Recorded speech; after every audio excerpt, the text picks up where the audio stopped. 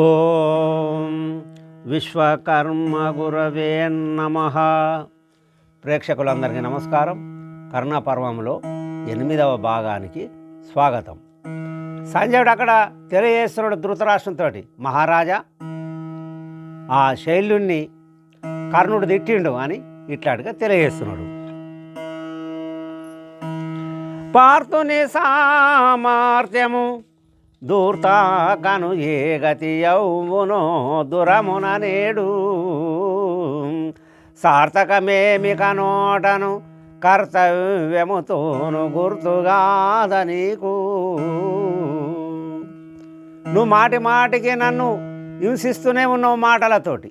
నా దేహమంతా కూడా ఇట్లాంటికి అగ్ని పెట్టుకున్నట్టున్నది. బాణాలతోటి నువ్వు ఒడిసినట్టు పొడుస్తున్నావు. మాటి మాటికి నువ్వు నిందిస్తున్నావు.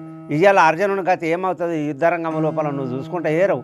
నీకు తెలుస్తుంది కదా నేను ఎంతటి వీరుణ్ణో కాను, మరి ఇదంతా కూడా నీకు అవగతం అవుతుంది అని ఇట్లాంటిగా శైల్యుణ్ణి ఆ కర్ణుడు అన్నాడు. శైల్యుడనే నీవు చేసేటి శాంతులెల్ల వ్యర్థము తెలుపకు నీవు వెర్రి విధము విజయునితో పోరుగోరుట భ్రాంతి నీకు. పూర్ణమాయనాయుషు పృథ్వీయందు. ఆ శైలుడు కర్ణునితో అంటున్నాడు, కర్ణ ఇక మాత్రం నూకలు చెల్లిపోయినాయి నీకు ఇయ్యలటికి. నువ్వు అర్జునుని ఈ యుద్ధరంగం లోపల సంవరించి విజయమును చేపట్టాలని నువ్వు అనుకుంటున్నావు, కానీ సాధ్యం కాని విషయమును నువ్వు ఇట్లాంటిగా అనుకుంటున్నావు. నువ్వు శాంతి చేసే మాటలు నాతో ఎందుకు మాట్లాడతావయ్యా? నువ్వు శాంతి చేస్తే నేను శాంతించటం కాదు కదా. నేను ఉన్న మాటను చెప్తున్నా, నేను నిజం మాట్లాడుతున్నా నీతోటి. నేను మాట్లాడిన మాటలన్నీ నీకు అబద్ధం అనిపిస్తున్నాయేమో అని శైలుడు కర్ణుని అన్నాడు. అనే కర్ణుని బలు తేజము జననాథ భంగమచట చేసును మునుపు గణపుణ్యుడు యమసూనుడు అనవుగా వేడినాడటంచు అభిమానమునా. ఆ ధర్మరాజు మీద ఉన్న ప్రేమతోటి ఈ కర్ణుణ్ణి మాటి మాటికి ఇట్లాంటిగా కించపరుస్తున్నాడు. కించపరిచి అతని యొక్క తేజమును అతని యొక్క బలమును ఇట్లాంటిగా తగ్గిస్తున్నాడు ఈ శైల్యుడు. అంతలో కర్ణుని సముఖము వింతగా వచ్చి నిలిసే విజయుని రథము. శ్రీకాంతుడు చూసి సారథి మంతనమున వాయుసుతుడు మహాధ్వజమందు.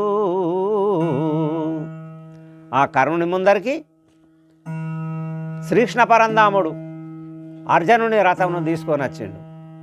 అక్కడ ఆ రథము పైన ఆంజనేయ స్వామి కూడా ఉన్నాడు. దివ్యమైనట్టి దిశలెల్ల ఇప్పుడు అధిక తేజము ప్రసురించే అంతలోనా మ్లెంచపతి దండి రథమెక్కి తానిలచి విజయునితో పోరుటకును చేరి వేగమునను. ఆ రథం అక్కడికి వచ్చేసరికి అర్జునుని రథము యుద్ధరంగం లోపలి కర్ణుని ముందుకి వచ్చేసరికి అక్కడ దిశలన్నీ కూడా అంతటా వెలుగు ప్రసరించినట్టు అయిపోయింది. అంతటా వెలుగు ప్రసరిస్తున్నారు. అంత తేజంతో అక్కడ ఉన్నారు. అక్కడికి యుద్ధం చేయడానికి మ్లెంచపతి వచ్చి యుద్ధం చేస్తున్నాడు.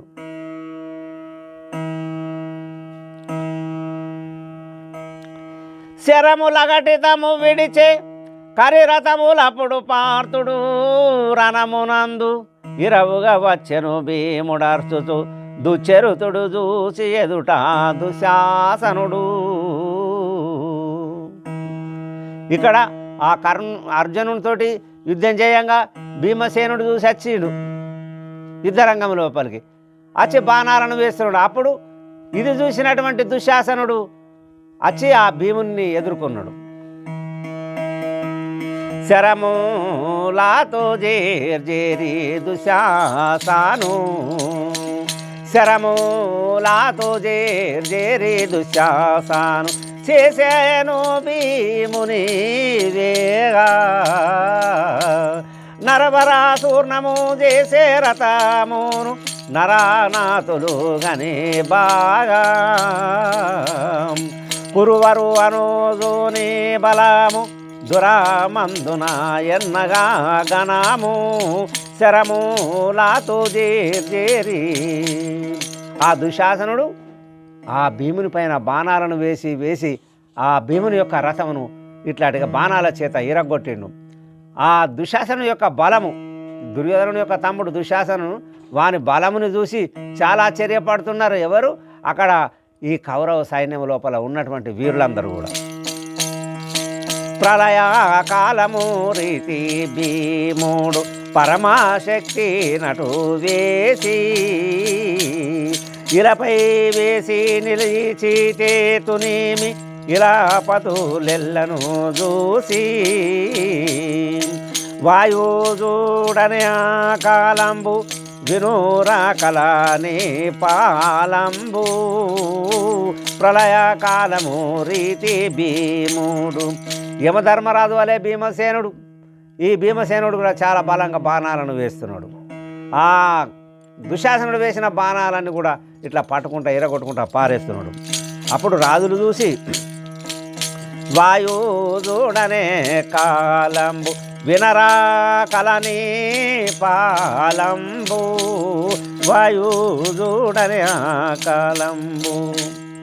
అప్పుడు ఈ భీముడు అంటున్నాడు, ఒరే నీ తలను మాత్రం ఇవాళ ముక్కలు ముక్కలు చేస్తా నా గద చేత అని కోపంగా ఆ దుశ్శాసనుని చూసుకుంటూ అంటున్నాడు. చేసి సూర్ణము రక్తపానము బొందెదా నేడు చేసి రణంబు కనివిని దుశ్శాసనుండు ఘనశక్తిని బలుండు అంతాలో ఆయా గర్జానంబు అంబూదీవనికే నా క్షణంబు చేసి సూర్ణము రక్తపానము. నా బాణం వేసి నా గద చేత నీ తలను ముక్కలు ముక్కలుగా వేసి ఆ రక్తమును నీ యొక్క రక్తమును నేను దాగుతాను ఇట్లాంటిగా కోపంగా. అంటే ఈ దుశ్శాసనుడు శక్తి బాణం విడిస్తే చాలా దిశలన్నీ కూడా గడగడ వణుకుతున్నాయి. అంతటి బలవంతుడు దుశ్శాసనుడు కూడా. అతి గర్జానామున వచ్చేసి రామును అంతారామందచ్చోట చేతాసూర్ణము చేసే దుశ్శాసను చెలుగా శాపము బట్ట దశతో మారాము లేసే గాని భీముడు తునిమి నిలిచే అవాని చేతాసూర్ణము చేసే దుశ్శాసను. అప్పుడు ఈ బాణము శక్తి బాణమును వేసినా కానీ ఆ భీముడు దాన్ని పట్టి దాన్ని ముక్కలు ముక్కలుగా చేసేసిండు. అప్పుడు శాపబాణాలను చేతిలోపలికి తీసుకున్నటువంటి దుశ్శాసనుడు 10 తోమరాలను ఇట్లాంటిగా ఆ భీముని పైన విసిరిండు. అతి కాలుండై భీముండతి గర్జన చేసి నిలిచి అందరు గనగా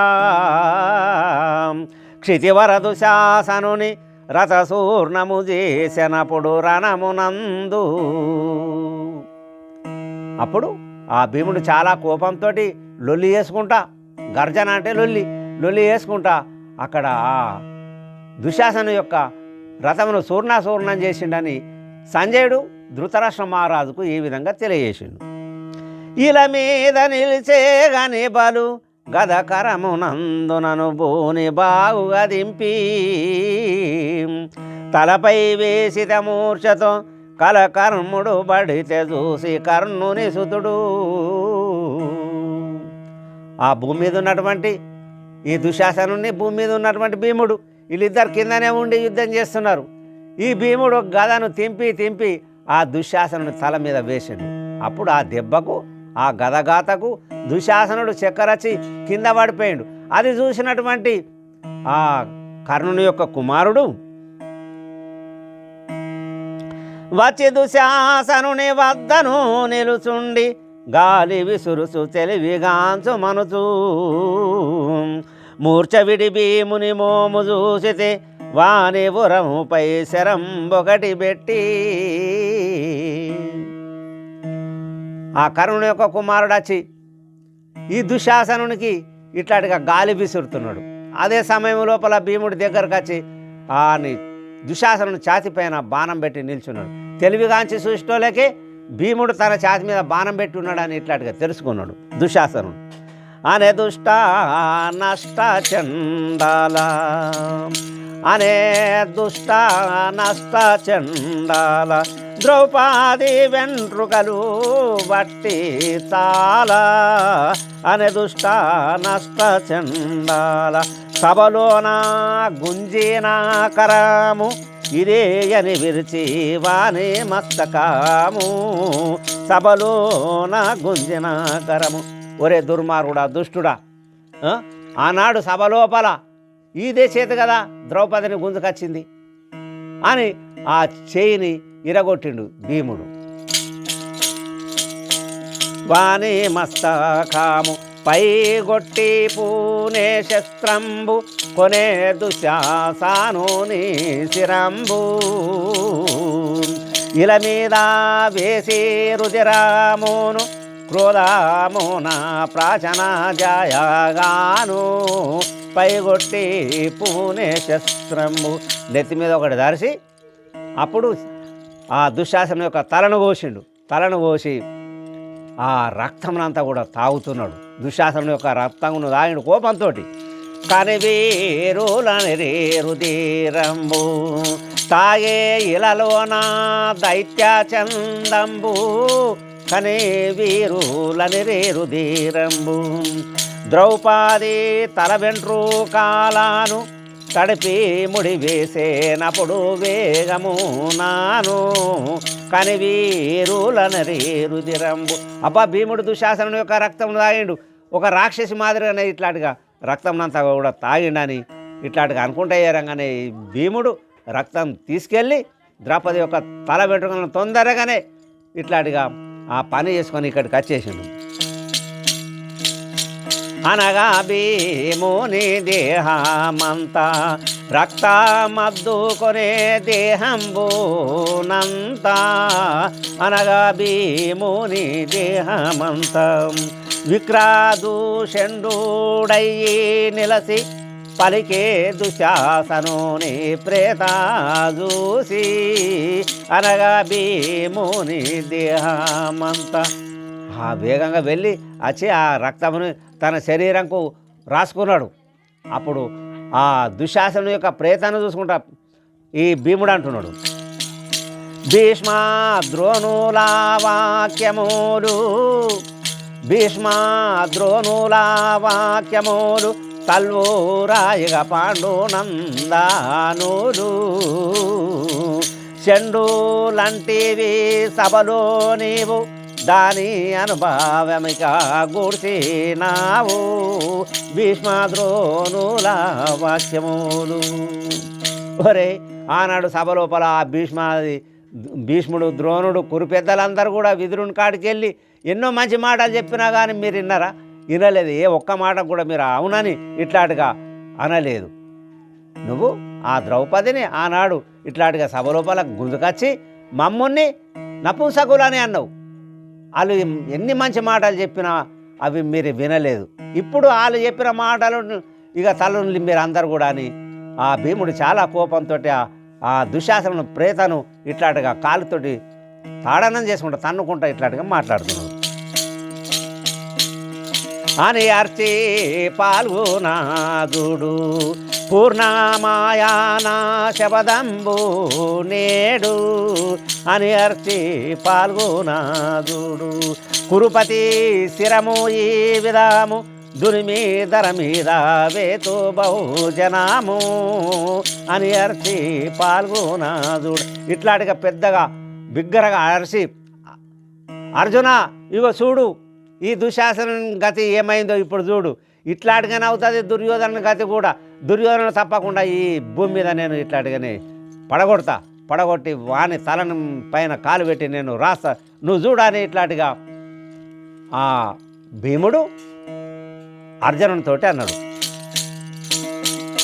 కనగారణమోనంకంబు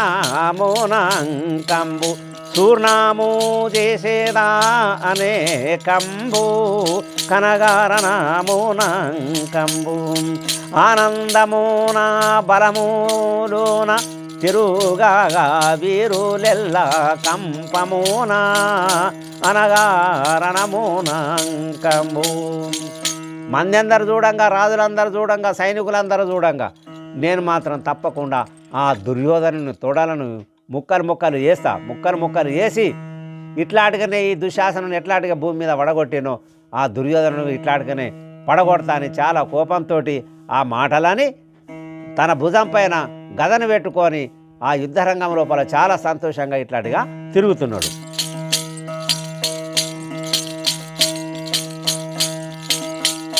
అనిరేబి మూడు దైత్యుడిందు ఎవరేనే ఇడువాడు ఈ కాలమందు. అనిరేబి మూడు దైత్యుడిందు రక్షకుడు పరమాత్ముడనగా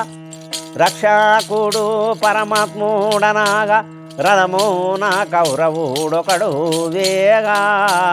రక్షకుడు పరమాత్ముడనగా ఇట్లాగా ఆనందంతో తిరుక్కుంటయ్యారంగా ఆ భీముని చూసినటువంటి రాజులు, సైనికులు ఇక ఈ రాక్షసు మాదిరిగానే ఉన్నాడు, మనం బతికేది భరోసా లేదు, మరి అటుగాక రక్షించాలంటే ఆ పరమాత్మతో అవుతుంది, ఈ ముందర మాత్రం మనము రక్షింపబడం మనని కూడా ఈ భీముడు సంవరిస్తాడని ఇట్లాంటిగా ఆ యుద్ధరంగం లోపల వీళ్ళు కౌరవ వీరులు అనుకుంటయ్యారంగా చిత్రసేనుడు అనేటువంటి వాడు ఆ భీముని మీదకి యుద్ధానికి వచ్చిండు. చిత్రసేనుడు చేరి రణము సాత్యకి ఎదుట చేరి అద్భుతము. చిత్రసేనుడు చేరి రణము కొనే సాత్యకి వాణి శిరాము లేపే ఆకాశము నాకు క్షణము. చిత్రసేనుడు చేరి రణము. అప్పుడు ఆ యుద్ధరంగం లోపలికి చిత్రసేనుడు వచ్చి యుద్ధం చేస్తే ఈ దుర్యోధను యొక్క తమ్ముడు చిత్రసేనుడు వచ్చి యుద్ధం చేస్తే ఆ యుద్ధ రంగం లోపల సాత్యకి ఎదురుపడ్డాడు. సాత్యకి ఎదురుపడితే ఆ సాత్యకి చిత్రసేనునితో యుద్ధం చేసి చిత్రసేనుని యొక్క తలను నరికేసిండు. రథమెక్కి భీముడు వేగా పూనే కరమందు బాణంబు త్వరగా. రథమెక్కి భీముడు వేగా అప్పుడు ఆ రథం నెక్కి సాత్యకి యొక్క రథం నెక్కి భీముడు ఆ యుద్ధరంగం నుండి అక్కడికి వెళ్ళిపోయాడు. రణమున జయవాద్యంబులు ఘనముగా మ్రోయంగన చట గాంధీవ పాని తురిమెను బలముల మితము కని భీమునితో పోర కథనమునందు. ఆ యుద్ధరంగం లోపల రణవాయిద్యాలు ఘనంగా మోగుతున్నాయి, గొప్పగా మోగుతున్నాయి. అప్పుడు ఈ అర్జునుడు తన చేప బాణాలు తీసుకుని అక్కడ కౌరవ సైన్యంను చాలా వరకు సంహరించిండు. ఇట్లాంటిగా ఆ భీమునితో యుద్ధం చేయటానికి ఈ కౌరవుల యొక్క సైన్యం కురునాథుని అనుజులప్పుడు శరములు 10 మంది పూని సేరుగా పోరా దరగూలిరి భీమసేనునితో నరవర కౌరవ బలము నానా విధంబు.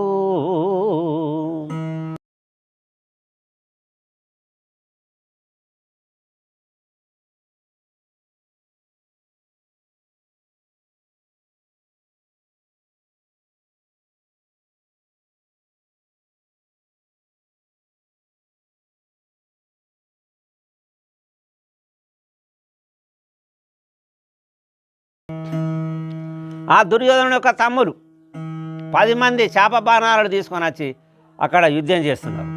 10 మంది వచ్చిండు. ఆ 10 మందిని ఈ భీమసేనుడు సంహరించాడు అని ఇట్లాంటిగా ఆ సంజయుడు ధృతరాష్ట్రంతో తెలియజేస్తున్నాడు. పడే కంపమున క్షణమున నిలువకాటు ఇటు పారు అదిగని ధృతి తీరుడు కర్ణుడు భయపడకూడనగా అప్పుడు శైలుండు బలికి అతి తీక్షణము. ఆ భీమసేనుని చేత 10 మంది చంపబడ్డారు. మిగతా వాళ్ళందరూ అదంతా చూసి కూడా ఎక్కడోళ్ళు అక్కడ పారిపోతున్నారు. ఆ యుద్ధరంగం లోపల పారిపోతే ఈ కర్ణుడు చూసి మీరు ఎందుకు పోతున్నారు, మీరు పారిపోకుండి, నేనున్నా, తోడుగా నేనున్నా, నేను వచ్చి యుద్ధం చేస్తాను ఇట్లాంటిగా అంటే ఆ మాటలు విన్నటువంటి ఈ శైల్యుడు ఆ కర్ణుడిని అంటున్నాడు, కను విజయుని రథమును దురములోనను పార్థుడు విను కను విజయుని రథమును దునిమే కొరకు వచ్చేను ఇప్పుడు నేను వేగాను కను విజయుని రథమును. కర్ణ, ఏం చూస్తున్నావు? ఆలోచన ఏం మాట్లాడతావు? చూడు, నిన్ను సంహరించడానికి ఆ అర్జునుడు వస్తున్నాడు, రథం రాని వచ్చింది చూడు అని ఇట్లాంటిగా ఆ శైలుడు కర్ణుని అంటున్నాడు. యథార్థముగా దోచును మీరు కురునాతుని అనుజూని గతి కంటే ఏమని తునిమేదానని పార్తుని మీరు కురునాతుని అనుజూని. నాకు అతడు వచ్చి మాత్రం నేను సంహరిస్తాడని నా మనసుకైతే ఇట్లాంటిగా అనిపిస్తున్నది. ఇప్పుడు భీముడు ఎట్లాంటిగా చేసిండు ఆ దుశ్శాసనుడిని, మరి నువ్వు కూడా అట్లాంటిగా అవుతావో ఏమో. నీ మనసులో లావే కోరుకున్నది ఈ దుర్యోధను యొక్క తమ్ముడు ఏ మాదిరిగా చనిపోయిండు ఆ మాదిరిగానే చేస్తా అన్న భావన ఉన్నది అర్జునుడిని. కానీ అట్లాంటిగా అనుకోకు. నా మనసులో ఉన్న మాట ఏమిటిదంటే సత్యమైన మాట. ఆ అర్జునుడు నిన్నే సంహరించడానికి వస్తున్నాడని అనిపిస్తున్నది అని ఆ కర్ణునితోటి ఈ శైలుడు అన్నాడు. వధించు సముఖమునకు ఇప్పుడు పోరాకు మనసుకు ముదంబున దాగుమి నా వచనంబు మరువాకు వధించు సముఖమునకు. తప్పకుండా నువ్వు వధించాలని నువ్వు సంహరించాలని నువ్వు అనుకుంటున్నావు, కానీ నువ్వు ముందుకు పోయి యుద్ధం చేసే వారితోటి నువ్వు ఈ యుద్ధ రంగం లోపల నువ్వు ఇప్పుడు మాత్రం బతికే అవకాశమే లేనే లేదు. నువ్వు ఆడికైనా పోయి దాగుండిపో అని ఇట్లాంటిగా ఈ శైల్యుడు కర్ణుని అన్నాడు. ఇదిగా కనుకురు బలమున విధియుక్తము లేదు తేజోహీనము నేడు అదనుగా కనుపడు విజయము బుధను తుడగు ధర్మజునకు బుద్ధియు దోసు. మరి కర్ణ, మరి మన సైన్యం లోపల చూడు, మన పక్కన చూడు, ఎక్కడ చూసినా కానీ కళావిహీనంగానే కనిపిస్తున్నది. ఎవ్వరు కూడా ఇట్లా తేజముగా లేనే లేరు. ఈ యుద్ధ రంగం లోపల మాత్రం నువ్వు తప్పకుండా మరణిస్తావు. ఈ విజయం అన్నది ఆ పాండవులకే కలుగుతుంది. నా మాట విని నువ్వు ఎక్కడికన్నా పో, ఎక్కడన్నా దాగుండిపో అని ఇట్లాంటిగా ఆ కర్ణుని శైలుడు అన్నాడు. నానా విధంబుల నరనాథ శైలుడు భానుసుతుని భంగమపుడు ఛాయ కర్ణుడు జప సఖ్యము గాని తాపంబున ఊరికే తరలి అచట. శైలుడు మాటి మాటికి కించపరుస్తున్నాడు ఎవరిని? కర్ణుని. ఆ మాటలను విని ఇతనికి చాలా బాధ కలుగుతున్నాయి, అగ్గి పెట్టుకున్నట్టున్నది. ప్రతి మాట ఇట్లా బాణంతోటి పొడిచినట్టుగానే ఉన్నది, కానీ ఏ ఒక్క మాట కూడా మంచి మాట శైలుడు మాట్లాడుతూనే లేడు. కానీ శైల్యుని అనే కర్ణుడు మునుని వలె జగములోన మూర్ఖులు ఎవరు జనించినారని అధికులు కనలేదు వినలేదు మూర్ఖ కథనమునందు. ఆ మాటలన్నీ విన్నటువంటి ఆ శైలుని మాటలు విని కర్ణుడు అంటున్నాడు, శైల్య, నీ అటువంటి దుర్మార్గుడు దుష్టుడు ఈ జగతి లోపల ఉన్నాడని పుట్టిండని మరి ఏ పెద్దలు కూడా అనలేదు, జ్ఞానులు అనలేదు, ఎవ్వరు కూడా అనలేదు. ఈ ప్రపంచంలో ఉన్నావు నువ్వు ఒక్కరివి, ఇంత దుర్మార్గునివే, ఇంత కపట భావంతో నన్ను మాటి మాటికి కించపరుస్తూనే ఉన్నాను. పార్థుని బలుసూరత్వము వ్యర్థము నా సముఖమందు వేయి తీర్లని నా సార్థకమేమిక నీవు దూర్తత్వమీడి రథము దోలుమి భూపా. అర్జునునికి ఎంత బలము నాది వ్యర్థమే. నువ్వెన్ని చిల్లర మాటలు మాట్లాడినా, ఎంత వీరుడని చెప్పినా కానీ ఆ అర్జునుని బలం నా ముందర ఏం పని చెయ్యది. నేను తప్పకుండా అర్జునుని సంహరిస్తాను. ఇట్లాంటిగా నువ్వు మాటి మాటికి ఎందుకోసం ఇట్లాంటిగా నువ్వు మాట్లాడుతున్నావు? నీ మనసు లోపల కపట భావం విడిసబెట్టి నువ్వు రథమును చక్కగా నడుపు. అనగానే కర్ణుని పుత్రుడు అనవుగ శరములను బట్టి అల వృషసేను సనిపార్తుని సముఖంబున మనుజేస నిలిచేవాడు మహాఘోరమునా. కర్ణుడు శైలుడు ఇట్లాంటిగా సంభాషణ చేసుకుంటా ఏరంగా ఆ కర్ణుని యొక్క కుమారుడు వృషసేను అర్జునుని దగ్గరికి వెళ్ళి అర్జునునితోటి ఘోరంగా యుద్ధం చేస్తున్నాడు. పోరగని శ్రీనాథుడు ఆరుడిగా హర్షముంది అనే పార్థునితో వీరుని శరలాగవమును నేర్పుతో చూడు నేడు నేననని అలా.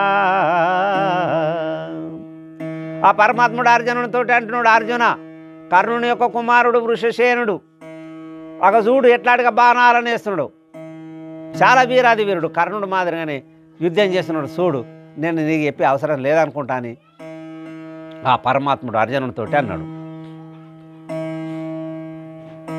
ధృతిధీరుడనగ శ్రీపతి రథమున దశ బాణములను రక్తితో వేసే అతి సామర్థ్యము చాతను అతులితముగా బాణములను మరి రాకుండా. ఈ అర్జునుడు వేసిన బాణాలు తలగనిస్తలేడు, రాకుండానే యుద్ధం చేస్తున్నాడు. ఆ వృషసేనుడు 10 బాణాలను అర్జునుడి మీద ప్రయోగించిండు. నకుల సహాదేవుల నానా విధంబుల కదులకుంట చేసే కథనమునందు ఆ నకుల సహదేవులను కూడా రాకుండా చేసిండు. ఎవరు? ఈ వృషసేనుడు. చూసి బాలుని సోద్యమొందగా అప్పుడు వీరపార్థుడు చూసి వేయిరమునా. ఆ వృషసేనుని యొక్క యుద్ధం అందరూ చూస్తున్నారు, నిలబడి చూస్తున్నారు. ఈ నకుల సహదేవులను నిలువరించిండు బాణాలను రాకుండా తన బాణాలు వేసి, మరి అర్జునుని కూడా నిలువరించిండు. అంతటి వీరాది వీరుడు వృషసేనుడు. అప్పుడు చాలా కోపంతో అర్జునుడు తునిమెను వీరుని శిరమును కనికురు వీరుడు క్షణంబు కర్ణునితోను అని వీర బహువనార్థము రణమున విజయుండు చేసే రాజుల సరిగా. అప్పుడు తీక్షణమైనటువంటి బాణమును ఆ వృషసేనుని మీద ఈ అర్జునుడు వేసి ఆ వృషసేనుని యొక్క తలను తీసేస్తే అప్పుడు ఈ దుర్యోధనుడు చూసి కర్ణుని దగ్గరికి వెళ్ళి, కర్ణ ఆ అర్జునుడు చాలా అనర్థం చేసిండు, వృషసేనుని సంహరించిండు, మరి రాజులను కూడా సంహరించిండని ఇట్లాంటిగా కర్ణునితోటి ఈ దుర్యోధనుడు తెలిపిండు. ధృతిధీరుడు నీ సరిగను మతిమంతుడు లేడు చూడు మరి విజయుణ్ణి అతులితముగా దునిమి విజయము క్షితి లోపల ఇవ్వు మిత్ర శీఘ్రము నేడు.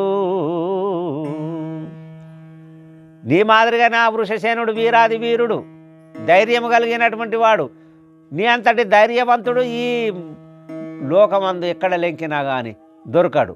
ఇలా మాత్రం నువ్వు అర్జునుని తోటి యుద్ధం చేసి అర్జునుని సంహరించే నాకు విజయమును కట్టబెట్టు మిత్రమా అని ఆ కర్ణునితోటి దుర్యోధనుడు ఈ విధంగా అన్నాడు.